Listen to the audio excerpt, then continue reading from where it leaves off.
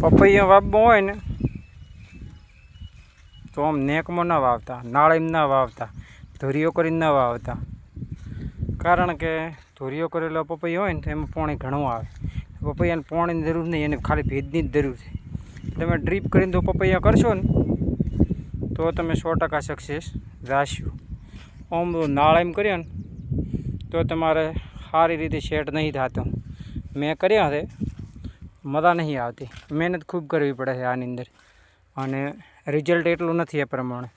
આમાં ચઈ દવા નાખવી, શું નાખવું, એ બધી મેં દવાઓ તો નાખી 4-5 પ્રકારની.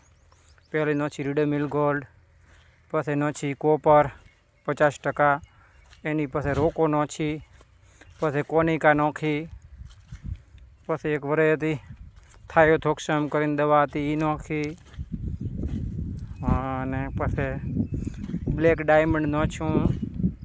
આટલી બધી દવાઓ નાખી, પણ એટલું બધું જુએ એવું મને રિઝલ્ટ દેખાય ઓછું છે એમ. આપણે પપૈયા કરવા હોય ને તો ટપકથી જ કરવા. ટપકમાં રિઝલ્ટ એટલું મસ્ત તમારે દેખાતે રાખવા શકાય. જે તે ગમે તે રિઝલ્ટ લેવું હોય ટપક મજા જ આવે. તારું આ પાણી ચાલુ કર્યું છે, આ બાજુ પાણી આવેલું છે, અહીંયા પાણી આવેલું છે, અને ફળો પૈરી છે,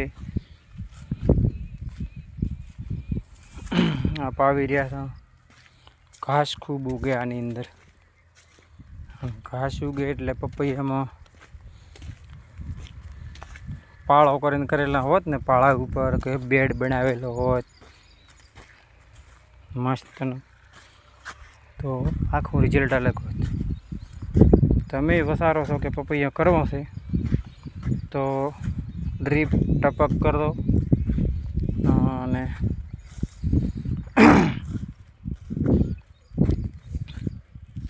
આવી નેકો ન કરતા. નેકો કરશો ને તો આવું પાણી પડ્યું રહે, આગળ નહીં પાણી, અહીં પાણી પડ્યું રહે, એટલે આ પપૈયાને જોખમ રહે એમ. પોકી ના વાળો, તમે 1-2 જણા કામ કરવા વાળા હોય એ પ્રમાણે.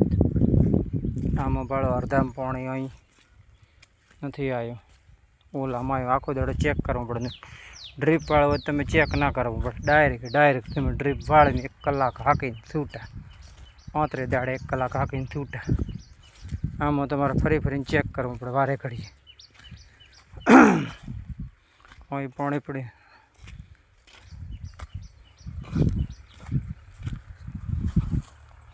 આ રીતના આ મસ્ત પપૈયા છે. તો